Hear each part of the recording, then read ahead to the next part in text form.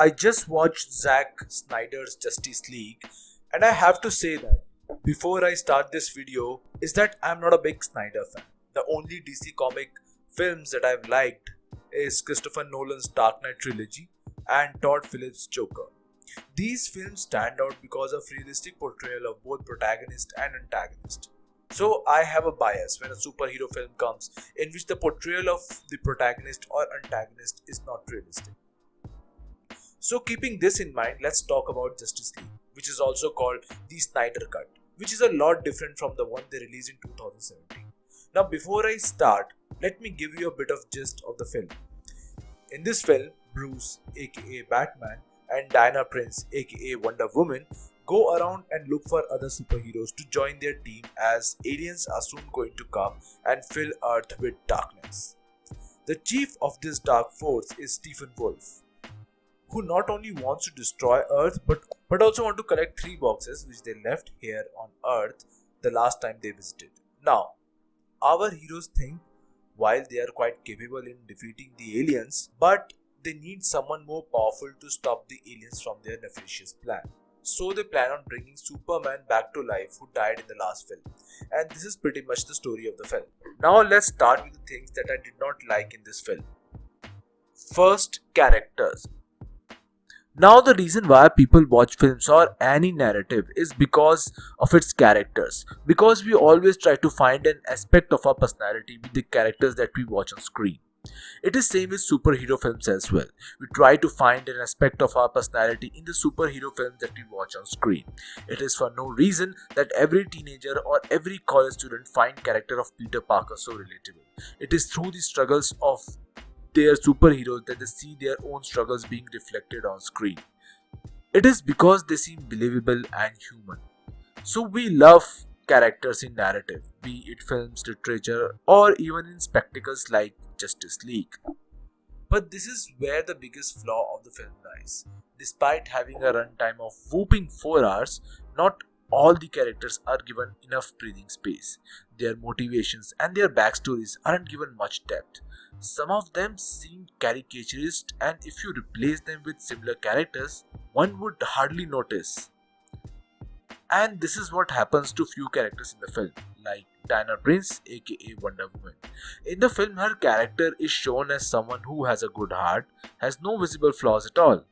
Her character is introduced in the film when a terrorist organization attacks a bank and threatens to kill children who are visiting.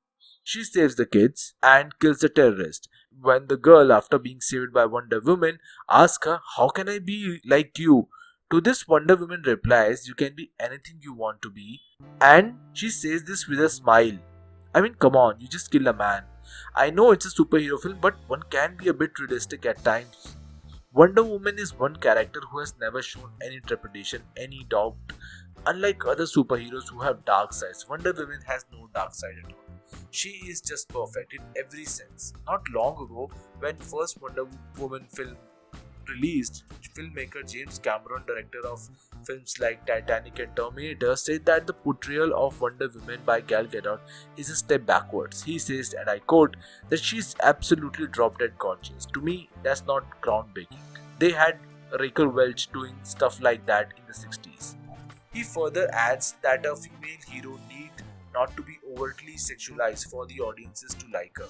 He says that Sarah Connor in Terminator was traditionally not attractive and was still very well liked by the audiences. The character of Wonder Woman is shown as someone who's pitch perfect, shows no flaws at all, unlike other superheroes, all of whom have past traumas, self-doubt, which they eventually overcome with a lot of self-struggle. But Wonder Woman suffers none of that. Even gods in mythology has flaws, but Wonder Woman has none. Even other characters like Flash are not given much space in the film. He seemed like a guy who has been thrown in to deliver comic punch. And the dialogues given to him by the writers reflect that. As in one scene, he asks Cyborg, "Do you think Wonder Woman would be interested in a younger guy like me?" And Cyborg replies that she is 5,000 years old. Every guy she has been with is a younger guy. It doesn't stop there. Some lines seem way too predictable, as in one scene when Flash asks Bruce Wayne what his superpower is, Bruce replies that he's rich. I mean, we can already see that in this scene. Do you have to say it loud, something which is so obvious? The film is full of such corny dialogue passing. One reason why fans liked Infinity Wars was because of its antagonist Thanos. Was given an entire film to establish his character. He had motivations. He looked like your typical totalitarian dictator who thinks only he is right and think of himself at par with God. Now in this film, Stephen Wolf wanted to destroy Earth. But why? Because his master said so. And he wanted forgiveness from his master. I mean, really? We are never told why he wants this forgiveness. I mean, for a film, guys, you can afford to give some breathing space to characters. Now, enough of bashing. Let's come to the good aspects. Even though the film is a 4-hour long affair, it's a pretty watchable for the most part. Even though they could have reduced the film length by reducing the number of slow-mos, but hey, what the hell. Everyone is doing it, even the Instagrammers, so why not use it? The best scenes in the film come when Bruce Wayne is in the frame and he shares good chemistry with almost all the characters. I wouldn't have minded if they had devoted major chunk of the film showing Bruce and Butler throwing clever jabs at each other, or in developing the chemistry between Diana Prince and Bruce. Honestly, that would have made film far more interesting.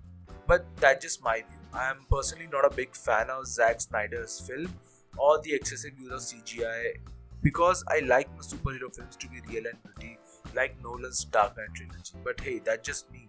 Let me know what you think of the film. Thanks for watching. Bye bye.